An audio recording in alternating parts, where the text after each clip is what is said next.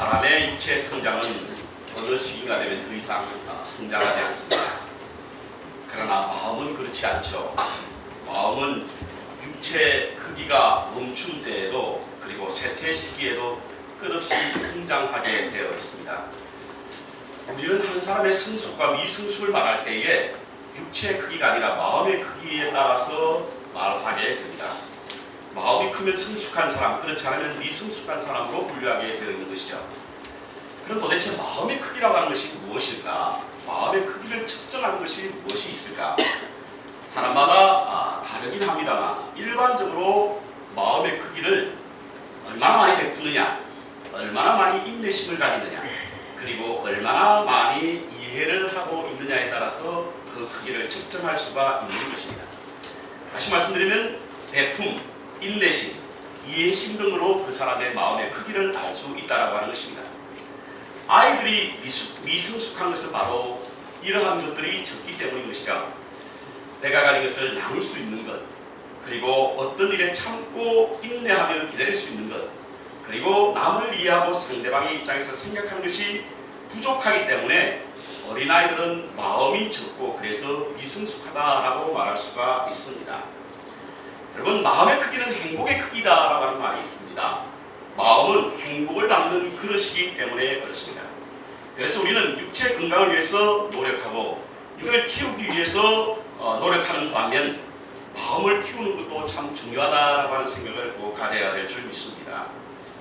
마음을 키우는 노력을 위해서 가장 많이 훈련해야 하는 것은 바로 상대방의 감정을 읽는 법을 훈련해야 합니다. 미성숙한 사람들은요, 자기의 감정에만 충실하고 자기 감정에만 중요하게 생각합니다. 자신의 감정에 몰두한 나머지 다른 사람의 감정에는 아랑곳하지 않습니다. 다른 모든 사람들은 자신의 마음을 이해해 주길 바라고 그에 대해서 반응해 주기를 바랍니다.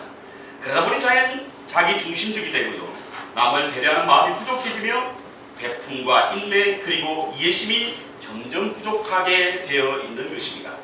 그래서 마음을 크게 하기 위해서는 상대방의 감정을 이해하는, 읽어내려가는 훈련이 우리에게는 필요하다라고 하는 것입니다. 이 말과 행동에 대해서 상대방은 어떻게 생각할까?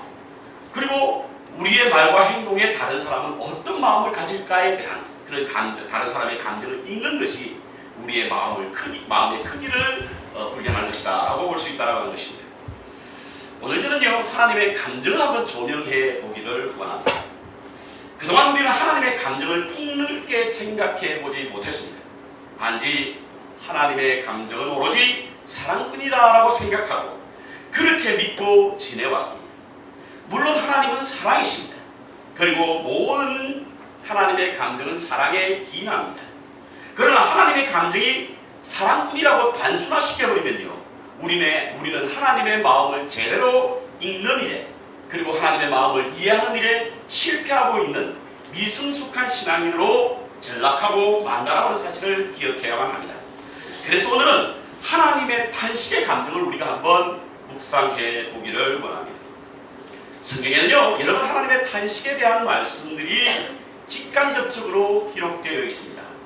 예언자들이나 선지자들이 활동하기 전에는요, 하나님이 친히 그 모습을 드러내셔서 당신의 탄식하는 마음을 드러내기도 하셨고, 후에 예언자나 선지자가 있었을 때는 그들을 통하여 하나님의 탄식하는 마음을 간접적으로 드러내 보였다라고 하는 사실인 것입니다.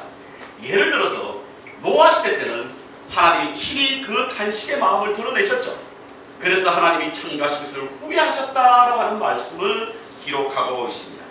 하지만 선지자 때는 예언자나 선지자를 통하여 당신의 마음, 당신의 탄식하는 마음, 비통한 심령을 나타내고 있는데요, 오늘 본문은 그 가운데 하나입니다. 제가 이 본문의 말씀을 설교하기 위해서 호세아서 11장에 있는 말씀을 다른 목사님들은 어떻게 설교했을까라고 한번 서치를 해보았습니다. 그런데 많은 목사님들은 오늘 본문을 통하여 하나님의 사랑에 관한 것에 관점을 두어서 설교를 하시더라고요. 그 가운데는 이런 설교의 제목도 있습니다. 너희가 하나님의 사랑을 알아? 너희가 하나님의 사랑을 알아? 이렇게 제목도 있었습니다. 물론 이 말씀은 사랑의 관점으로 보는 것은 틀리지 않습니다. 왜냐하면 호세아는요, 사랑의 승자이고 하나님은 호세아를 통하여 당신의 사랑을 말해주고 있기 때문인 것입니다. 그러나 이 말씀에는 하나님의 사랑만 있는 것이 아닙니다. 가슴을 치는 하나님의 탄식이 이곳에 있습니다. 우리는 그것을 볼 수 있어야 합니다. 왜 하나님이 탄식했고 무엇 때문에 하나님께서 비통해 하셨을까요? 첫 번째로 저는 오늘 이 본문 말씀을 통해 하나님의 탄식의 이유를 백성들의 배반으로 보았습니다. 하나님이 오늘 본문 말씀을 통해 탄식했던 그 이유가 무엇이었는가?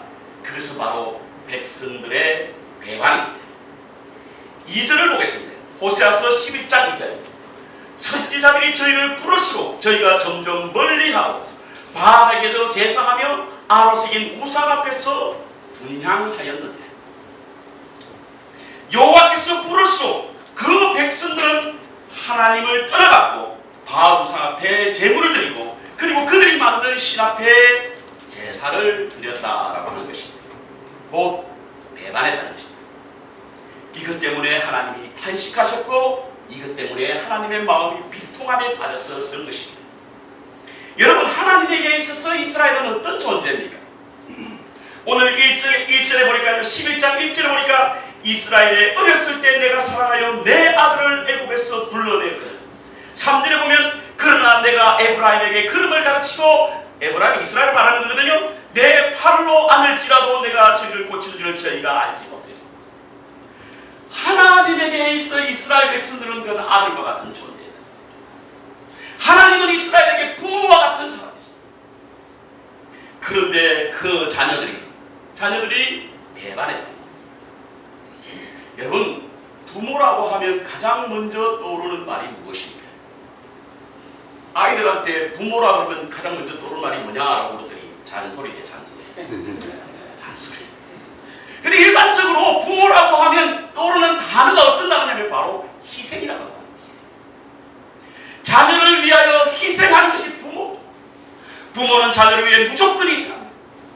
자녀들의 필요를 위하여 자신을 조금도 아까워하지 않는 분이, 자녀를 보호하기 위해 자신의 몸을 던지는 분이 부모 아닙니까?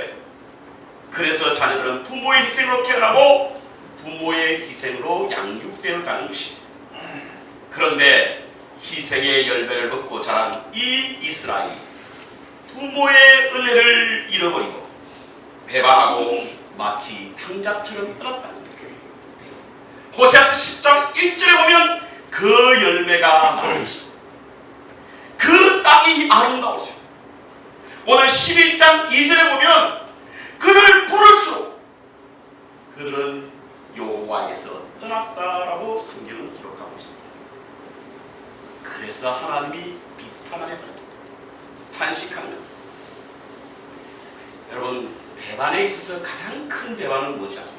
배반을 통해서 가장 큰 고통을 받는 배반은 어떤 배반이냐면 바로 가까운 사람으로부터 배반을 하는 거예요. 좀 멀리 있는 사람, 가깝지 않은 사람, 절대 믿지 않았던 사람으로부터 당하는 배반은요, 그렇게 아프지 않습니다. 그런데 꼭 믿었던 사람, 가장 가까웠던 사람으로부터 당하는 배반은 얼마나 크고 아픈지 모릅니다. 제가 여러분에게 말씀 하나 드릴게요. 혹시 여러분의 아내가 동서지간이거나 혹은 다른 이웃과 싸울 때에 그 싸움 말린다고 호흡 낸다고 절대 상대방 편 들어주지 마시기 바랍니다. 그날 밤 살아남지 못합니다. 그때 싸울 때 품었던 그 감정의 화살이 싸움 끝나고 나서 그 자리에 떨어지고 나서 그 남편에게 돌아갑니다. 왜죠? 남편인 줄 알았더니 남의 편이라. 가장 가깝다고 생각해서, 그래서 자기의 편으로 들어줄 줄 알았던 사람으로부터 편놈을 당하지 못할 때에 그 당하는 배반감 때문에 그 분노가 식지 않은 것입니다.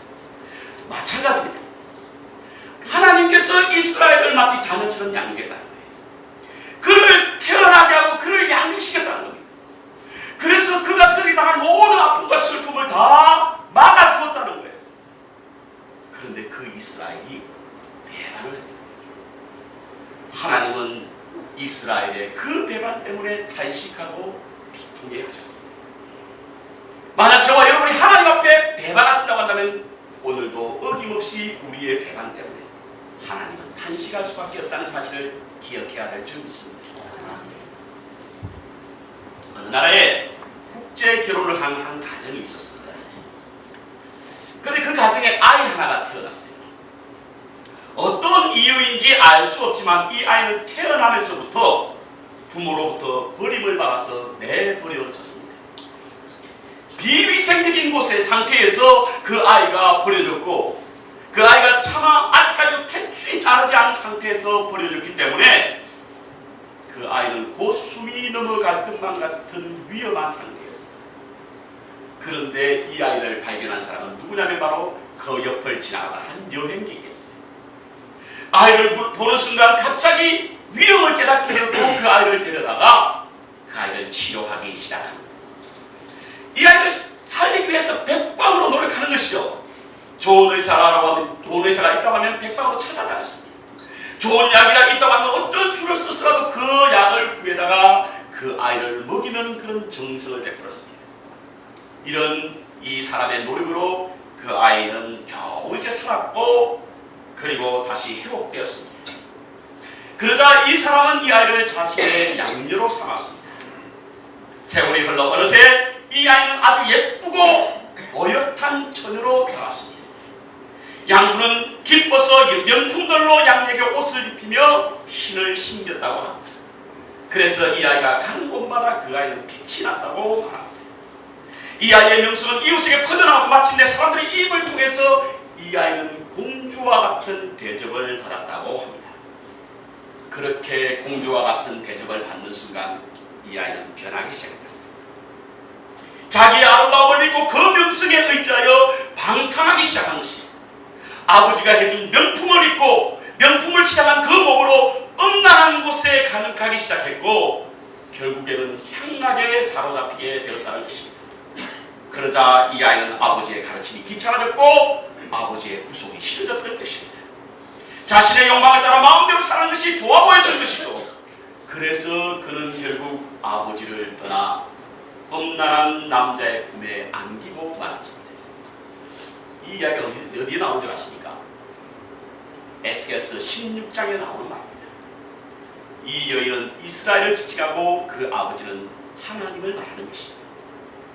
에스겔은 이스라엘의 그러한 태도, 그러한 삶을 통하여 16장 22절에 뭐라고 말씀하셨냐면 내가 어렸을 때 벌거벗은 몸이었으며 비투성이가 되어 발짓하는 것을 기억하지 아니하고 내가 모든 가증한 일과 음란함을 행하였느니라 라고 탄식하며 그 이스라엘 백성들을 향하여 꾸짖는 장면이 바로 에스겔서 16장에 말씀했습니다. 뿐만 아닙니다. 이러한 이스라엘 백성 그리고 오늘날 하나님의 은혜를 배반하고 살아가는 우리에게 이사야서 1장 2절부터 3절에 보면 뭐라고 말씀하고 있냐면 하늘이여 들어라 땅이여 귀를 기울여라 여호와께서 말씀하시기를 내가 자식을 양육하였거늘 그들이 나를 거역하였다.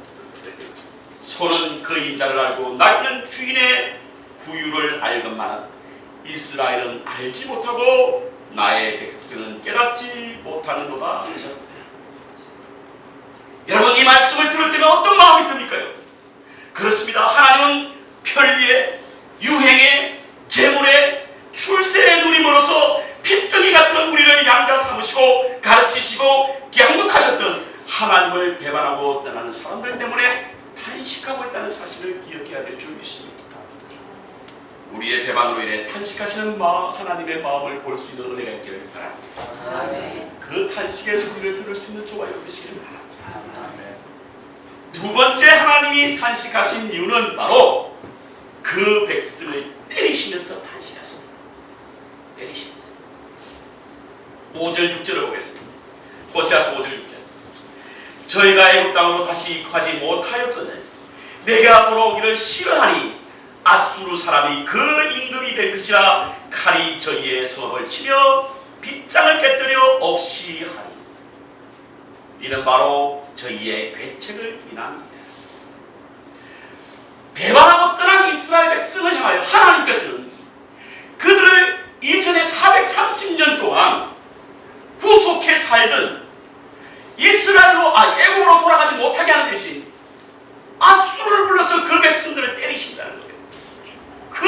친다는. 실제로 BC 721년에 이스라엘은 아수르의 침략을 받아서 백성이 다 이스라엘 백성들은 다 멸망당하고 말았습니다. 하나님께서 이스라엘 백성들에게 때리시면서 또 한 번 탄식하다는 얘기. 우리는 간혹 하나님으로부터 벌을 받습니다. 모두 다 그런 것은 아니지만 하나님께서 때로는 우리에게 우리의 잘못에 눈을 감아 주시기도 하시지만 가끔은 우리로 하여금 바른 길로 가게 하기 위하여 매를 드실 때가 있습니다. 여러분, 이 매는 우리를 향한 하나님의 사랑의 매인 줄 믿으시기 바랍니다. 왜냐면요, 로마서 1장 24절 보면 불의한 자에 대한 하나님의 진노가 어떻게 나타났느냐면, 불의한 자는 죄를 저질러도 매를 드시지 않고 그냥 내버려 두신다. 왜? 불의한 자는 잘못을 저질러도 하나님께서 매를 드시지 않고 그냥 내버려 두신다. 그와 반대로 계시록 3장 19절에 보면 내가 사랑하는 자들을 책망하며 징계한다 라고 말씀하고 있습니다. 그러니까 하나님께서 벌을 내리시면 여러분 사랑의 매인 줄 기억하십니다. 오히려 우리가 잘못을 저질러도 하나님께서 매를 들지 않을 때에 혹시 하나님이 나를 내버려 두지는 않는 것은 아닌가, 버려 두시는 것은 아닌가 라고 하는 믿음의 승차가 우리가 있습니다. 그렇습니다. 불의한 자가 잘못을 해도 벌하지 않는 것이 하나님의 진노입니다. 이런 역으로 사랑하는 자가 잘못하면 벌을 내리신다는 것이죠. 매를 드는 것이 바로 하나님이 우리를 자녀로 인정하는 것입니다. 그래서 히브리서 12장 7절부터 8절을 보면 너희가 참으면 징계를 받기 위함이 아니라 하나님이 아들과 같이 너희를 대우하시나니 어찌 아비가 징계하지 않는 아들이 있으리요 징계는 다 받는 것이늘 너희에게 없으면 사생자요 참 아들이 아니냐. 아버지와 아저씨가 뭐가 다른 것 같습니까? 말은 비슷한데 아버지와 아들이 다릅니다. 가장 극명하게 다를 때가 언제냐면 바로 아들이 잘못된 길을 걸어갈 때입니다. 아들이 잘못된 길을 걸어갈 때에 아버지는 매를 들죠. 그러나 아저씨는 비난을 듭니다. 아저씨는요 매를 들지 않지만 비난해요. 그렇지만 아버지는 비난 대신 매를 듭니다. 만약 하나님께서 여러분한테 매를 들고 계신다고 하면 여러분이 자녀인 것에 감사하십니다.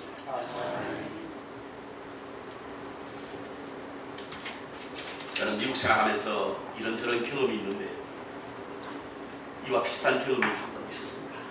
여러분들에게 아마 처음으로 제가 말씀을 드린 것 같은데 1997년도에 제가 미국에 있는 NYTS라고 하는 신학교에 들어가기 위해서 학교에서 원서를 받아봤습니다.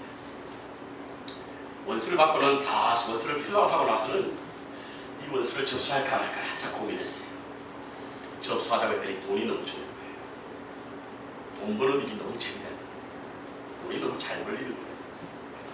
그런데 미국 처음으로 올 때 내가 하나님 앞에 신학교 가서 목사가 되겠다라고 서약하고 그리고 하나님부터 콜링을 받았는데 안 갈 수는 없으니 서류를 들고 한참을 망설였어요. 어떻게 할까 저떻게 할까. 두고는 그것을 접수하지 못한 채 계속 가지고 있었습니다. 그런데요 어느 날 아침에 일어나 보니까 제가 벌어먹고 살 차가 없어져 버렸어요. 안 놀라시네. 여러분도 그런 경험이 많으신가 봐요. 그렇지 않으면 저를 불쌍히 여기지 않던지. 이 정도 이야기하면 다른 교회 가면 저 이러면 안 됐다라고 그런 얘기는 전혀 반응이 없으니까 제가 놀랍니다. 차가 없어진 거예요. 이 이야기를 하니까요 어떤 목사님들이 아유 목사님 우연이겠죠 그런데요. 여러분 생에 차가 없어지는 우연이 얼마나 잘하십니까? 저는요 차가 없어진 그날 아침에 얼마나 기쁜지 그리고 차가 없어졌다고 인슈런스에다가 전화하고는 바로 원수를 들고 학교에 찾아갔어요. 그리고 접수했습니다. 제가 졸업하던 2001년도에는요 NITS의 총장상을 받았습니다. 한도 안 알아줬어요.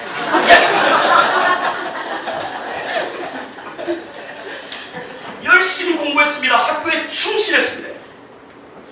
저는 제 마음속에 왜 슬프지 않았고 힘들지 않았냐면 바로 하나님께서 아직도 나에게 주는 기대가 있다. 그래서 그와 같이 내버려 두지 아니하시고 버려두지 아니하시고 다시금 목사를 시키기 위해서 붙잡기 위해서 나에게 벌을 내리시는구나. 그 마음 때문에 제가 그날 차가 없었다고 한 번도 슬퍼해 보았던 적이 없고 오히려 감사하고 기뻐했습니다. 저는 지금도 가끔은 내가 하나님 앞에 잘못했을 때에 하나님께서 벌하지 않으실 때는 하나님이 눈 감아 주시는구나 라고 하는 생각도 할 때가 있지만 또 다른 한편으로는 하나님께서 혹시 나를 버리신 것은 아닐까 라는 생각을 하게 됩니다. 왜? 하나님은 그 사랑하시는 자에게 잘못했을 때는 반드시 매를 드시게 됩니다. 그런데 말이죠, 하나님이 매를 드실 때에 그 마음이 어떤 줄 아십니까? 오늘 이스라엘 백성들이 매를 드시는 하나님의 마음을 여러분 한번 보셨습니까? 결코 유쾌하지 않는 매를 하나님은 들고 계십니다. 그래서 한 손에는 매를, 한 손에는 눈물을 훔치고 계신다는 사실입니다. 자기가 당한 양자로 받아들인 이스라엘 백성들, 양육하고 길렀던 그 이스라엘 백성들이 배반함으로 말미암아 그를 쳐야 하는, 책망해야 하는 아버지의 사랑에 내 앞에 하나님은 결코 유쾌하지 않았을 거예요. 탄식하는 마음이 있었다는 사실이거든요.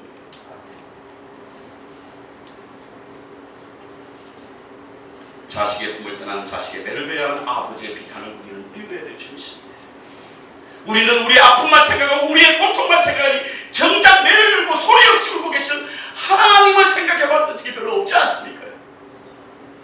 오늘 본문은 하나님의 탄식의 소리가 있는 건데,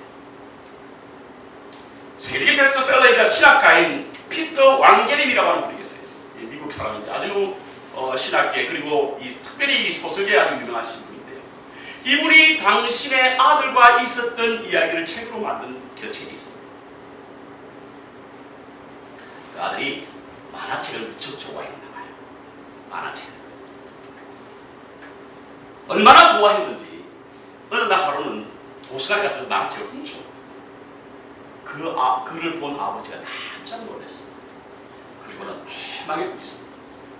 두 번 다시 이와 같은 일을 하면 내가 용서해. 그리고는 그 만화책을 도서관에 돌려주겠습니다. 혼났죠, 도서관에 가서. 그리고 몇 개월이 지난 후에 어느 날은 책방에서 또 만화책을 훔친다. 아버지는 용서할 수가 없습니다. 그리고는 그 아들, 월터의 아들을 자기 방에 불렀습니다. 몽둥이를 들고 아이의 종아리를 치기 시작합니다. 얼마나 세게 쳤는지 종아리에는 피눈이 들었습니다. 아이는 고개를 숙인 채 눈물을 뚝뚝 흘리고 아버지는 이를 물고 그 아이를 쳤습니다. 한참을 때리고 난 이후에 그 아버지는 제 벽을 봐! 그리고는 그 아버지는 그 자리에 왔습니다. 그러한 일이 있고 난 이후에 이 아이는 좀처럼 만화책을 훔쳐보거나 아예 만화책을 쳐다보지 않는 거예요. 그래서 그 어머니가 아버지의 교육 효과가 참 잘났다 생각해서 하루는 그 월터의 아들에게 물었습니다. 아들아, 아빠의 배가 그렇게 아팠니? 어떻게 그렇게 변할 수가 있어? 라고 물었더니 그 아이가 이런 말을 합니다. 아니요 엄마, 아빠의 배는 하나도 아프지 않았어. 그런데 그 방문을 나서서 울고 있는 아빠의 소리, 울음소리는 내게 너무 마음이 아팠어. 그래서 두 번 다시 만화책을 보지 않기로 했어요. 그렇습니다. 매질하는 하나님의 한 손에는 매를 잡고 계시고 다른 손에는 눈물을 훔치고 계신다는 사실을 기억해야 될 줄 믿습니다. 두 번 다시 하나님의 마음을 아프게 하지 말아야 될 줄 믿습니다. 여러분이 고통당하시면 하나님은 같이 아파하세요. 여러분들이 매를 맞으시면 주님은 같이 아파하신다는 사실인 것입니다. 오늘 하나님을 배반한 이스라엘 백성들을 향하여 매를 드신 하나님은 매를 드는 그것 때문에 탄식하고 있다는 사실을 우리는 이 말씀에서 하나님의 마음을 읽어내려가야 될 줄 믿습니다. 마지막으로요, 하나님이 탄식했던 이유는 바로 이스라엘을 사랑했기 때문입니다. 여러분, 받아들이기 힘든 역설입니다. 어떻게 사랑해서 탄식할 수 있느냐? 그러나 하나님의 마음을 읽으면 사랑하기 때문에 하나님은 탄식합니다. 만약 사랑하지 않았다고 그냥 버려두면 되는 거예요. 버릴 수 없는 사랑이 우리 주님의 마음, 우리 하나님의 마음을 탄식했습니다. 여러분 8절을 한번 보십시오. 8절. 에브라임이여 내가 어찌 너를 놓겠느냐, 이스라엘이여 내가 어찌 너를 버리겠느냐, 내가 어찌 너를 아드마같이 놓겠느냐, 너를 스보임같이 놓겠느냐. 이 아드마와 스보임은요, 소돔과 고모라 성의 옆에 있는 조그만 성으로서 소돔과 고모라가 멸망할 때 함께 멸망할, 결코 그들과 같이 내버려두지 않겠다는 거예요. 포기할 수 없다라고 하는 사실인 것이죠. 그래서 하나님은 이 8절에 어찌라고 하는 말을 3번이나 반복하면서 탄식하는 그 소리를 신음하다 내뱉고 있는 것입니다. 결단코 그럴 수 없다는 거예요. 차마 그럴 수 없다는 거예요. 버려야 함에도 버릴 수 없는 아빠의 탄식하는 마음이, 하나님의 탄식의 소리가 여기에 숨어있다는 하는 사실인 것입니다. 왜? 사랑하기 때문입니다. 여러분 이 8절에는 돌이키어라고 하는 말이 있죠. 돌이키어라고 하는 말. 이 개역성경에는 내 속에서 돌아서라고 하는 말이 있는데, 이 돌이키어라고 하는 말은요, 뒤집어졌다는 거예요. 내 속이 뒤집어졌다는 거예요. 그를 심판해야 되는데 내 속이 뒤집어졌다. 여러분 우리 자식들 속생 때 뒤집어진 거 있죠? 오늘 그 주일날 뒤집어져 오시는 분들 여러분 계십니다. 뒤집어진 거. 하나님 뒤집어졌다. 그 왜 뒤집어졌느냐? 그 다음 절 보십시오. 그 다음 절. 내 속에 돌아서서 뒤집어져서 나의 긍휼이 온전히 불붙는 듯하다. 내 마음에 이스라엘 백성들을 보는 그 긍휼의 마음이 마치 불을 붙는 것 같은 그런 마음이 들어서 내 마음이 뒤집어졌다. 여러분 이 불 붙는다라고 하는 표현이 잘 다가오지 않아서 구약 성경에 이와 똑같은 표현을 한 부분에 대해서 여러분 설명을 드리면 좀 더 쉽게 다가올 것 같아서 소개를 드리면, 이 불 붙는다라고 하는 의미는 어떤 의미냐면, 여러분 요셉의 동생 베냐민 있죠. 요셉이 베냐민을 만났을 때에 창세기 43장 30절에 요셉이 아우를 사랑하는 마음이 북받쳐라고 하는 표현이 있죠. 이게 마음이 불붙는다는 것입니다. 부모를 떠나 형제를 떠나 타지의 삶을 살면서 온갖 고초를 다 당하고 난 이후에 그의 동생을 바라보는 순간 마음이 북받쳐 올라오는 거잖아요. 이것이 그 마음을 불붙는다는 것입니다. 두 번째 또 나오는 장면은 바로 솔로몬의 재판에서 살아있는 아들의 어미가 죽은 어미가 그 아들을 반으로 나눠서 나누자라고 했을 때에 결코 그럴 수 없습니다. 차라리 내 아들을 저 여인에게 주십시오라고 했을 때에 열왕기상 3장 26절에 그 산 아들의 어미가 되는 여자가 그 아들을 인하여 마음이 불붙는 것 같았으니까. 이것이 바로 하나님께서 이스라엘 백성을 향한 불붙는 마음입니다. 이것 때문에 속이 뒤집어진 거예요. 그래서 그 백성들 사랑하는 마음 때문에 탄식을 했던 것입니다. 하는 행위를 보면 도무지 용서할 수 없으나 이스라엘 향한 긍휼한 마음에 불을 붙여서 하나님 그 마음을 뒤집어 그 아들을 사랑해서 그를 용서해 주셨다는 사실입니다. 그래서 9절에 보면요, 오늘 9절에 보면 내가 맹렬한 진노를 바라지 아니하며 내가 다시는 에브라임을 멸하지 아니하리니 이는 내가 산 사람이 아니요 하나님. 인간의 생각을 보면 한계에 있는 생각. 인간은 용납하지 않는다는 거예요. 하나님이기 때문에, 사랑하는 하나님이기 때문에 그를 용서해야 하고 그를 받아들여야 하는 그 마음 때문에 그 속이 뒤집어져요. 하나님은 역설적이게도 사랑하기 때문에 버릴 수 없었고, 그래서 결국에는 탄식에 빠질 수밖에 없었다는 것이 오늘 본문이 우리에게 주는 교훈이라고 하는 사실인 것입니다. 그런데 말이죠, 더더욱 하나님을 탄식해 만들었던 내용은 언제 나오는지 아십니까? 그리고 난 700년 후에 당신의 아들 독생자를 십자가에 못 박는 탄식이 있었습니다.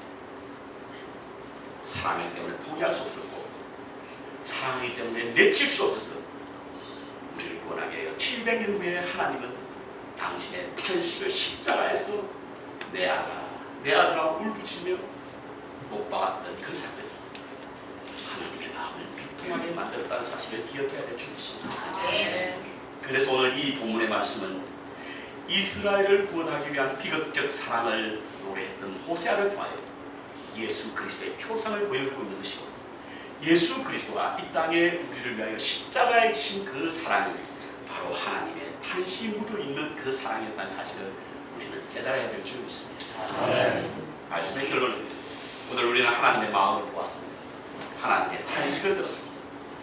우리의 모든 악행 하나하나가 하나님으로부터 탄식하게 만드는 것이라는 사실을 우리는 기억해야 될 줄 믿습니다.